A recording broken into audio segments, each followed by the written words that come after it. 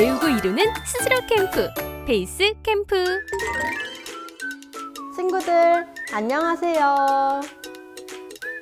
오늘도 친구들과 함께 수학여행을 떠날 정아쌤이에요. 지난 시간까지 해서 소소와 함께하는 여행은 끝나고 오늘은 새로운 내용으로 여행을 떠나볼 거예요. 오늘 여행은 준비물이 필요한데 그 준비물은 바로 중학교 1학년 때 배웠던 거듭제곱 및 지수랍니다. 거듭제곱은 같은 수를 여러 번 곱한 것을 간단히 나타낸 것을 의미하고 밑은 거듭제곱에서 곱하는 수, 지수는 거듭제곱에서 곱해진 수의 개수를 의미한다고 배웠죠? 예를 들어 2의 4제곱이라는 거듭제곱은 밑이 무엇이었죠? 네, 2죠. 지수는요? 네, 맞습니다. 4예요.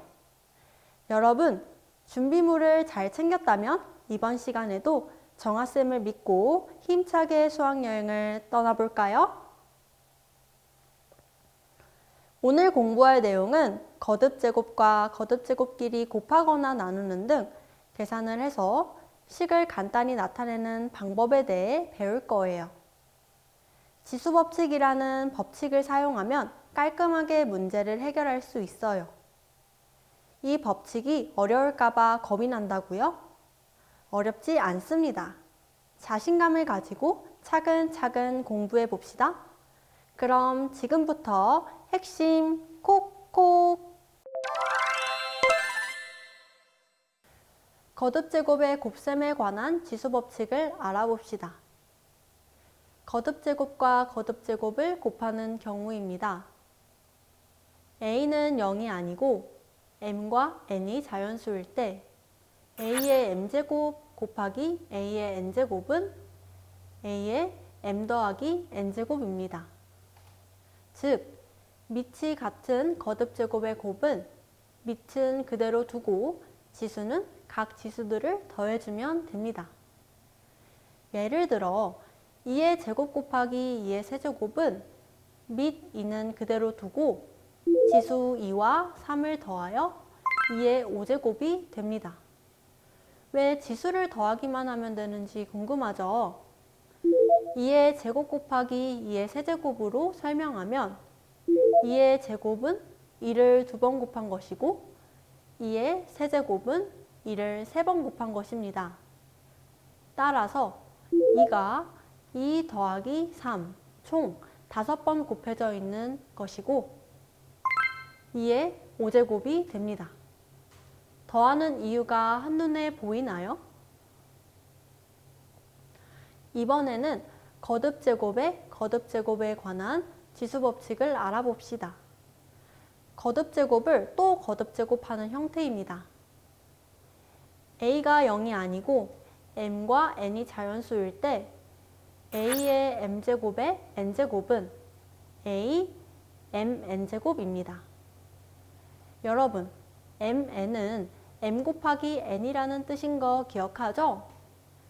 거듭제곱 a m제곱을 다시 n제곱하면 지수 m과 n을 곱한 a의 mn제곱이 된다는 것입니다. 예시 1을 봅시다. 3의 세제곱의 4제곱은 거듭제곱의 거듭제곱인 형태이므로 지수는 3 곱하기 4를 하여 12가 됩니다. 왜 지수를 곱하기만 하면 되는지 궁금해하는 여러분의 눈빛이 보입니다. 지금부터 설명해 줄게요. 예시 1에 3의 세제곱의 4제곱으로 설명하겠습니다. 3의 세제곱의 4제곱은 3의 세제곱을 4번 곱한 수입니다. 아까 거듭제곱의 곱셈은 어떻게 한다고 했죠? 그렇습니다. 지수들을 다 더한다고 했으므로 3에 3 더하기 3 더하기 3 더하기 3제곱입니다. 3 더하기 3 더하기 3 더하기 3은 3 곱하기 4로도 표현할 수 있죠. 따라서 3의 12제곱이 됩니다. 곱하는 이유 이제 이해됐나요?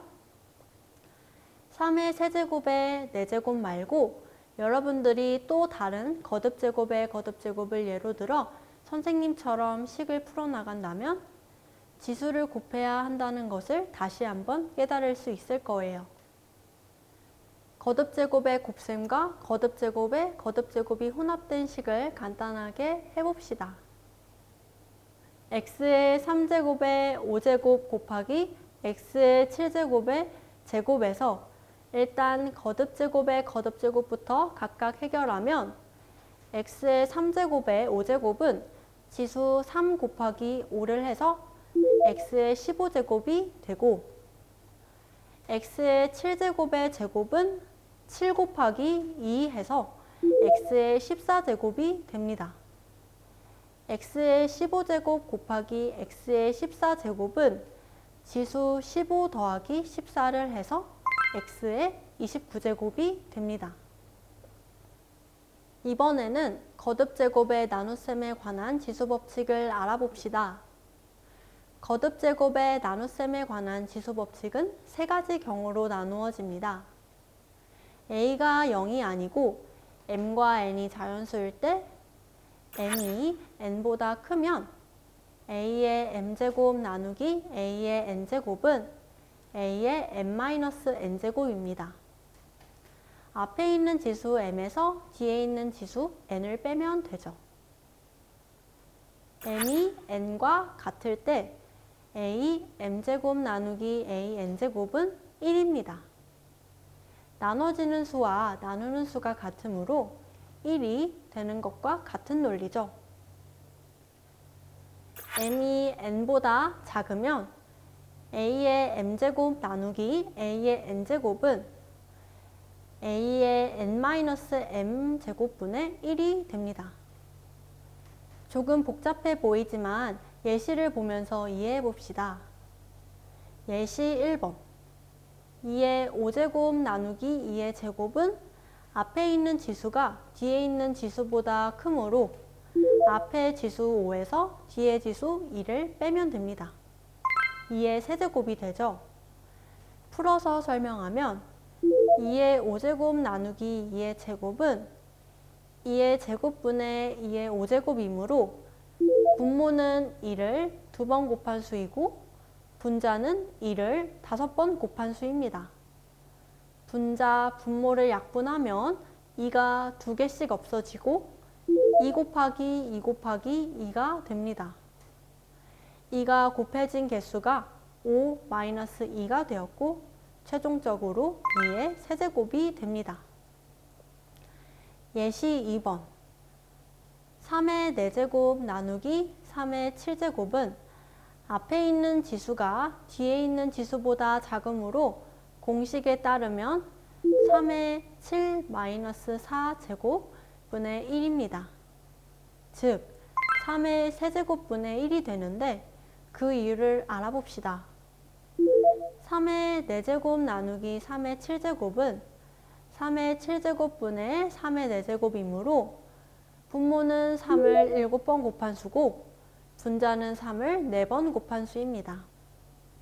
분자 분모를 약분하면 3이 4개씩 없어지고 분모는 3 곱하기 3 곱하기 3이 됩니다. 분모의 3이 곱해진 개수가 7-4개가 되었고 최종적으로 3의 세제곱분의 1이 되었습니다. 예시 3번 2의 세제곱 나누기 2의 세제곱은 1이 됩니다. 풀어서 설명하면 2의 세제곱 나누기 2의 세제곱은 2의 세제곱분의 2의 세제곱이 되므로 분모는 2를 3번 곱한 수, 분자도 2를 3번 곱한 수입니다. 분자, 분모가 모두 약분되므로 최종적으로 1이 됩니다. 마지막 내용입니다. 곱의 거듭제곱과 분수의 거듭제곱에 관한 지수법칙을 알아봅시다. 먼저 곱의 거듭제곱입니다.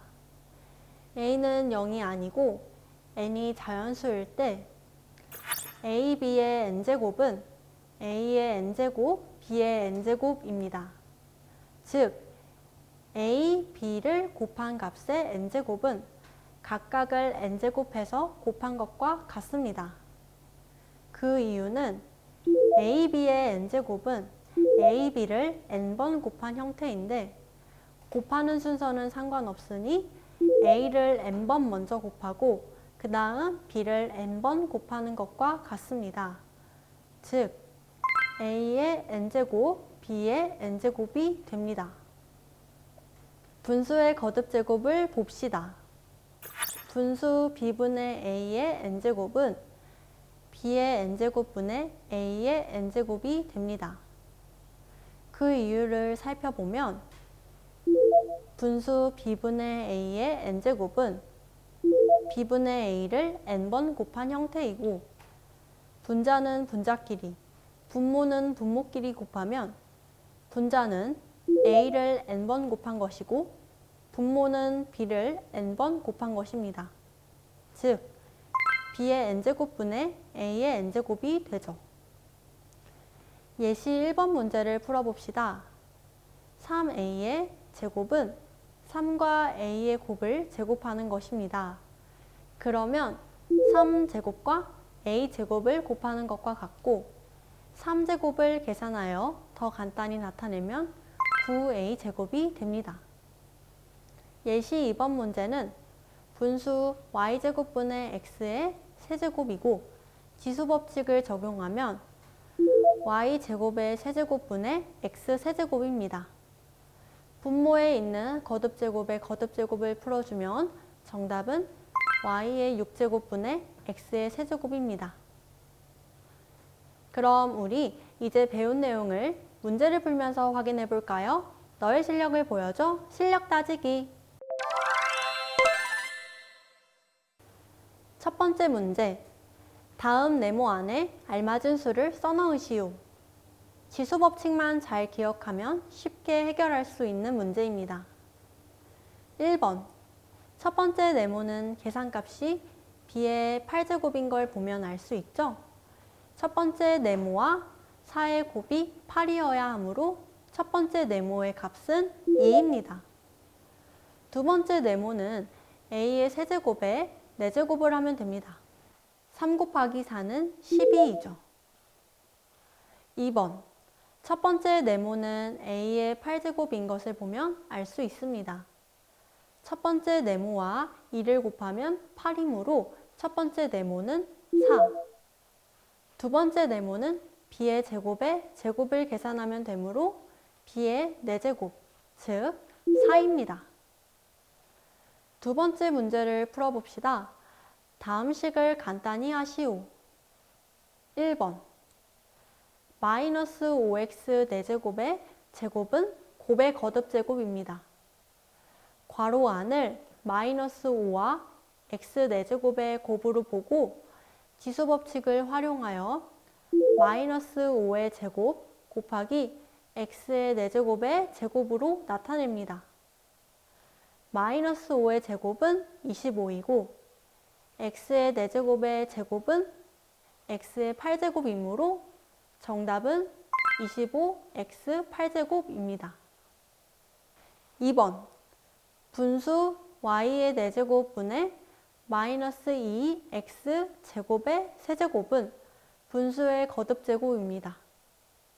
지수법칙을 활용하여 분자를 마이너스 2x 제곱의 세제곱, 분모를 y 4제곱의 세제곱으로 나타냅니다.